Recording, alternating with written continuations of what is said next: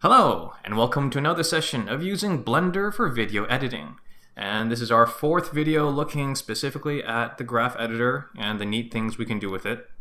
This time we're going to cover off something called the Cyclic F-Modifier, what that is and why you would want to use it. And to demonstrate, we're going to talk about this banana. And when we look at it, it is an animated GIF. It's just a looping animation. What I'm going to show you, you can apply to any scenario where you need to repeat the same kind of animation over and over again. So it could be like a glow effect, or it could be, in this case, how we can get this thing to animate on its own. So to begin with, let's talk about what this banana strip is. It is a meta strip, and what we saw from before is that meta strip is basically a collection of strips that you can treat as a single strip to do things such as animating, changing opacity, things like that. So to get into the meta strip, you have it selected and you press tab, and once we do that, we can see that if I zoom it in, this is actually a collection of image strips. Each one of these image strips, if I expand that out a little bit, you can see here, we can click on that. We see it's basically all of these 8 PNG image files. So I loaded it in, and I simply duplicated it as many times as I needed to make sure I had enough to cover off the entire animation. It works great. Nothing wrong with doing that. But there is another way with the graph editor that's way cooler. And once you see how it's done, you can use the same idea of having a cyclic F modifier to loop other animations that you want to do. Okay? All right, so to start off this demo, what I'm going to do is I will take a single one of these strips. So I'll just take that one, I will press Ctrl-C to copy it, and then I am going to start off a new scene. And I will copy the settings of this one so we have the same frame rate and all of that. I'll jump to the beginning and I will press Ctrl-V to paste. And it pasted over there, no problem. I will press Shift-S to make it jump over to this position.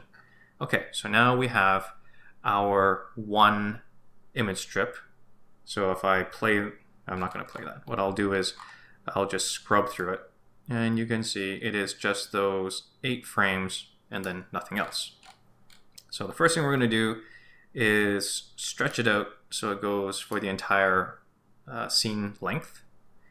And now we're going to combine a few things that we've learned. The first thing is the speed control, which we've seen in previous videos, and we're going to use it in a different way. So I'm just going to add it now. So it's an effect strip, speed control. And before, what we would do is basically keep this option as is, stretch to input strip length, and that was fine for doing what we needed it to do. But the speed effect strip can do more than just that. If we uncheck this option, and then we also uncheck use as speed, what we're left with is frame number. So you can use the speed control strip to be very specific and choose what frames you want the strip to be showing at any point in time. What we're going to do is we're going to animate that. We're going to start off, and as you can see here, it starts off at 0. So our image strip is a set of 8 images, but the frame numbers are basically going from 0 to 7. We are going to set keyframes so that it goes from 0 up to 7 and back down to 0. And then we will loop that. So it's already at 0, so I will press the I key now. Okay, so now we have that set in place. So now I'm going to jump over to I'm just going to use the right arrow key to get us up to frame number 8. And at this point, it needs to be frame 7. So I will type in 7 and press the I key. All right. And then finally, we need to go one more over and set it back down to 0. 0, press I, and now let's go over to the graph editor, hit the home button, and see what we've got. Okay, so it's still using the Bezier curve. We don't want that. We want linear, but not an issue. We just, from what we've seen before, we go to key, and we go to interpolation mode, and we go to linear. So now, if I just start from here, and I just scrub across, you can see that it is looking okay. So we have that basic control of the frames set properly. Now we just need to make it a loop, and it is so simple. Now we go to channel. It's from the extrapolation mode, which is where we made the change to do linear extrapolation in a previous video. Now we just have to say make cyclic F-Modifier. Click that, and now what do we see? If I zoom this out, you can see it just repeats that animation forever. So if I press the play button now, we have our looping animated GIF.